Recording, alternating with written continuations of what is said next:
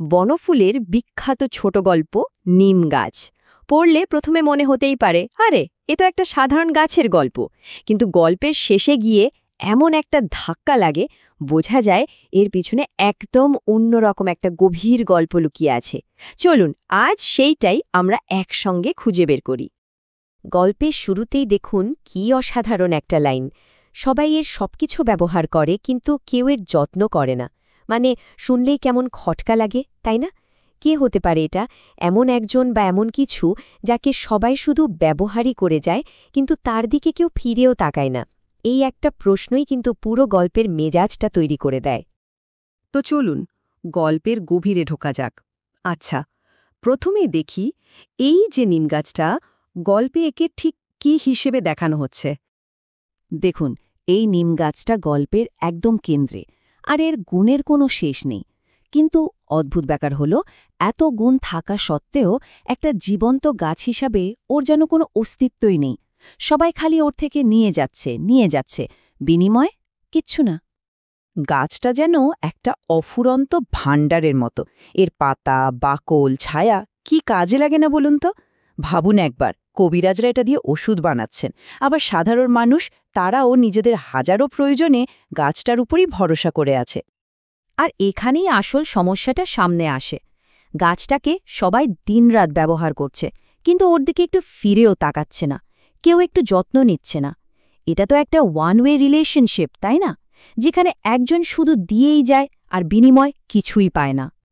তো এই এক ঘেয়ে চলার মধ্যেই গল্পে এমন একজন আসে যে কিনা প্রথমবার গাছটাকে একদম অন্য চোখে দেখবে। হঠাৎ একদিন কি হলো জানেন? একজন কবি এলেন আর ওই নিম গাছটার পাশে এসে দাঁড়ালেন। ব্যাস, ওই মুহূর্ত থেকেই গল্পের মোড়টা একদম ঘুরে গেল। এইখানেই আসল পার্থক্যটা। দেখুন, বাকি সবাই গাছটাকে কি হিসেবে দেখছে? একটা ব্যবহারের জিনিস, তাই তো? কিন্তু কবি এসে কি দেখলেন? তিনি এর মধ্যে সৌন্দর্য খুঁজে পেলেন, এর গুণের কদর করলেন। অন্যদের চোখ যেখানে শুধু পাতা আর ছালে আটকে ছিল, কবি সেখানে পুরো গাছটার রূপে মুগ্ধ হলেন। ভাবুন তো একবার, জীবনে এই প্রথম কেউ গাছটার প্রশংসা করল, আর তাতে ওর মনের ভেতরটা কেমন যেন বদলে গেল। ওর মনে হলো, আরে এই তো সেই মানুষটা যে আমাকে বোঝে, আমার কদর করে। ওর সঙ্গে যদি চলে যেতে পারতাম। গাছটা প্রথমবার একটা নতুন জীবনের স্বপ্ন দেখল। কিন্তু সে কি যেতে পারল? না, পারল না। কারণটা কি? কারণ ওর শিকড় যে মাটির অনেক অনেক গভীরে। এই একটা লাইন, শিকড় মাটির গভীরে, এটা শুধু গাছের কথা বলছে না, এখানেই বনফুল গল্পের আসল রহস্যের দরজাটা খুলে দিচ্ছেন। তাহলে গল্পটা কি শুধুই একটা গাছ আর তার শিকড় নিয়ে? না, এখানেই তো বনফুলের লেখার আসল ম্যাজিকটা। প্রশ্নটা তো এটাই, লেখক কি সত্যি আমাদের একটা গাছের গল্প শোনাতে চেয়েছেন, নাকি এই গাছের আড়ালে অন্য কোনো আরও গভীর একটা সত্যি লুকিয়ে আছে? আর এইখানেই গল্পের আসল টুইস্টটা। এই নিম গাছটা আসলে একটা প্রতীক। কিসের প্রতীক জানেন? বাড়ির লক্ষ্মী বউয়ের, মানে একজন গৃহবধূর। একবার শুধু মিলিয়ে দেখুন, কি অসম্ভব মিল। দুজনেই সবার জন্য নিজেকে বিলিয়ে দেয়, কিন্তু তাদের নিজেদের দিকে তাকানোর কেউ নেই। আর ঠিক যেমন গাছটার শিকড় ওকে আটকে রাখে, ঠিক তেমনি পরিবার আর দায়িত্বের বাঁধন একজন গৃহবধূকে আটকে রাখে। এই যে রূপক, এই যে প্রতীক, এটাই আমাদের গল্পের একেবারে মূল ভাবনার দিকে নিয়ে যায়, আর সেটা হলো নারীর আত্মত্যাগ। আসলে পুরো গল্পটাই যেন নারীর অপরিসীম আত্মত্যাগ এই কথাটার একটা জীবন্ত ছবি।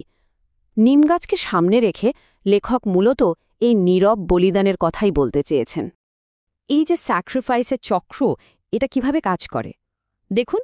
প্রথমে পরিবার আর সমাজের জন্য অবিরাম শুধু দিয়ে যাওয়া। এরপর কি হয়? তাদের এই অবদানটাকে সবাই গ্রান্টেড ধরে নেয়, মানে এটা তো তার করারই কথা, এর পেছনের খাটনিটা কেউ দেখে না। আর শেষে কর্তব্য আর দায়িত্বের শিকল, ঠিক গাছের শিকড়ের মতনই, তাদের এমনভাবে বেঁধে ফেলে যে নিজের স্বাধীনতার কথা ভাবারও সুযোগ থাকে না। তাহলে সব মিলিয়ে এই গল্পের আসল মেসেজটা কি? লেখক আমাদের কি বলতে চাইছেন? লেখক আসলে আমাদের বলতে চাইছেন, এই যে উপযোগিতা, বা ইউটিলিটি চশমাটা ওটা একটু খুলতে। কোনো মানুষ যে একটা ভূমিকা পালন করছে শুধু সেটুকুই না দেখে তার আড়ালের মানুষটাকে দেখতে, তার ভেতরের অনুভূতিটাকে বুঝতে। এই গল্পটা আমাদের মনে করিয়ে দেয় একজন নারীর মানবিক মর্যাদার কথা। শুধু তাই না, পরিবারে আর সমাজে তার যে একটা বিরাট গুরুত্ব আছে সেটাকে স্বীকার করতে আর সম্মান করতেও শেখায়। মানে এক কথায় বলতে গেলে গল্পের মূল কথাটাই হলো এটা, আত্মত্যাগের আড়ালে যে মানুষটা আছে তার মনুষ্যত্বকে দেখতে শেখা, একটা ভূমিকার আড়ালে যেন আসল মানুষটা হারিয়ে না যায়। সব আলোচনার শেষে একটা প্রশ্ন কিন্তু থেকেই যায়, আর এই প্রশ্নটা আমাদের সবার জন্য। আমাদের নিজেদের জীবনেও তো এমন অনেক নিম গাছ আছে, তাই না, যারা কোনো অভিযোগ ছাড়া নীরবে শুধু নিজেদের বিলিয়ে দিয়ে যাচ্ছে। আমরা কি তাদের দিকে একবারও ফিরে তাকাই? তাদের আসল মূল্যটা কি আমরা কখনো বুঝতে চেষ্টা করি?